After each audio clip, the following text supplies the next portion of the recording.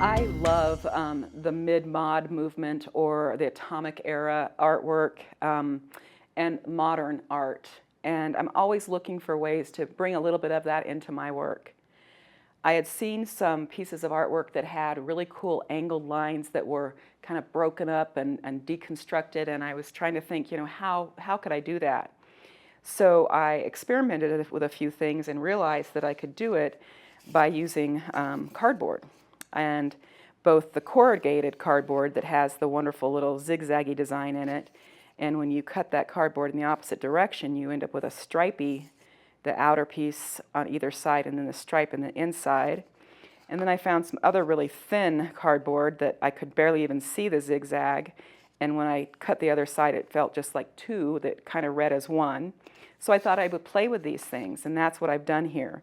I simply dip the edges into paint and make all these wonderful angles. And then when those angles are dry, I go in with my fabric markers and color in wherever I want to color in. I mean, I could come in here and just color all those sections if I wanted to, but I wanted it to be kind of spare, like so many of the modern artists did. So I'll show you how easy this can be. I've got a piece of fabric that's got a stabilizer on the back, and I tend to stabilize my fabrics or buy the stabilized fabrics, one or the other, because it keeps the fabric from moving so much, and it's just easier to use. I'm going to take a little bit of fabric paint. This is a neopaque, which means it's opaque, and it's just a black fabric paint, and just run a bit of a line there on a paper plate.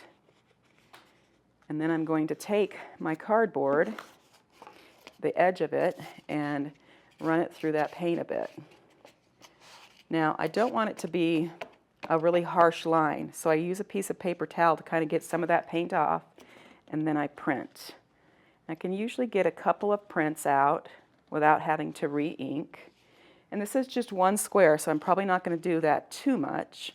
But I'm going to turn now, and I'm going to use this other edge. Do the same thing, whoops, and put in a few more lines. And we get that wonderful double line look. I might do this a bit more because it's not as fancy as the corrugate or the side that has the angles in it. And I like some of them to be not as bold or as complete as others. And then I'm going to use this one because A, it's another scale, but it's also shorter, so I can get some shorter lines in there. And I want to make sure that as I'm using this one, that I'm closing up a lot of the angles and forming triangles, because that's where I'm going to be able to put in some nice color. And I'm going to use the shorter side too, so I can have some shorter lines. And I'm really going to concentrate on making those closed-in shapes. And you see how some of the lines are incomplete. That's really nice because it just kind of gives you a more abstract look.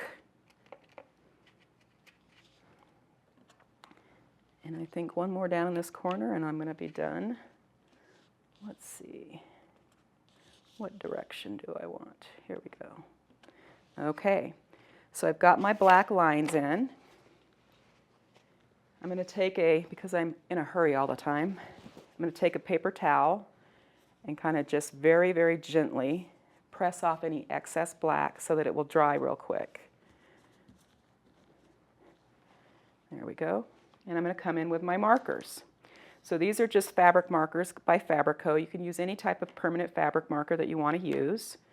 And I'm going to come in and just fill in any little triangles that I want. So I'm going to do this guy blue. I generally try to repeat a color several times, 2 times, 3 times, whatever.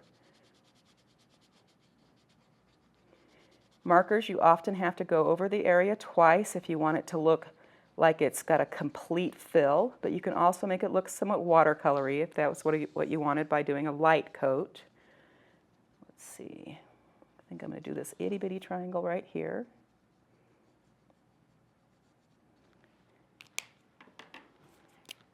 Move to yellow.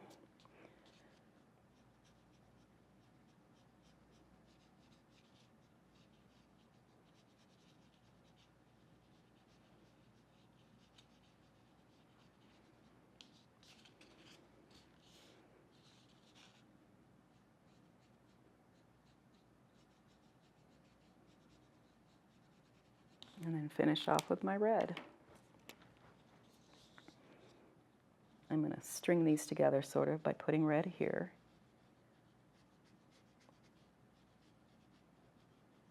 And I'll probably do more red than I do anything else.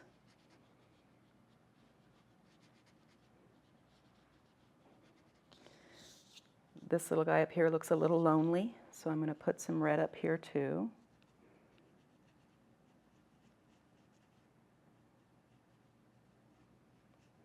And I always make sure I have at least one or two triangles that have a line that bisects it. And then I think I'll bring the red down here. And then I'll be done. And look how fast I've put together this very fabulous block. I now have 4. I can do a 4 patch if I want to, or I could do some more and end up with a 9 patch, or I could do it in a long linear piece. But I've got a wonderful block to piece with. So I could make this into a 4 patch, make it into a pillow, do whatever I want to with it.